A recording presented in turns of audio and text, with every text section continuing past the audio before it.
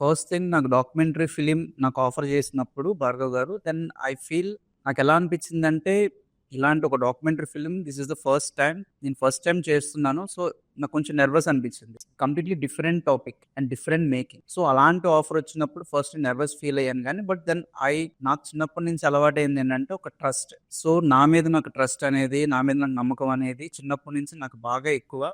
చాలా పట్టుదల ఎక్కువ. అది అవ్వదు అంటే అవి చూపిస్తా.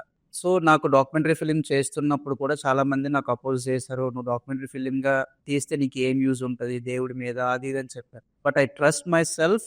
మనం ఎప్పుడైతే మన మీద నమ్మకం ఉంటదో ఖచ్చితంగా అలాంటి అంటే అసాధ్యమైనది కూడా మనం సాధ్యం అయ్యేలాగా చాలా క్లియర్‌గా ప్లాన్ చేసుకోవచ్చు. సో, అలాంటిది నేను ట్రస్ట్ బాగా బిలీవ్ చేసుకొని డాక్యుమెంటరీ రామయోధి గురించి నాకు చెప్పినప్పుడు చాలా ఓకే. మనం ఇది చేయగలం.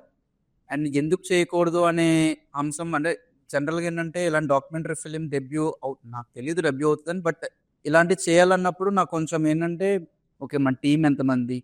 చాలామందికి ఏంటంటే బయట డైరెక్టర్స్ కానీ కొంతమంది యంగ్‌స్టర్స్ గాని వచ్చేవాళ్ళు డెబ్యూటెంట్ అవుదాం అనుకునే వాళ్ళకి ఇలాంటి ఆఫర్ వచ్చిందనుకోండి.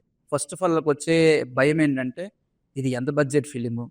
ఇది ఎంతమంది టెక్నీషియన్‌లు ఉంటారు? ఎంతమంది యాక్టర్‌లు ఉంటారు? ఇలాంటి టైప్ ఆఫ్ క్వెషన్స్ అరైజ్ అవుతాయి.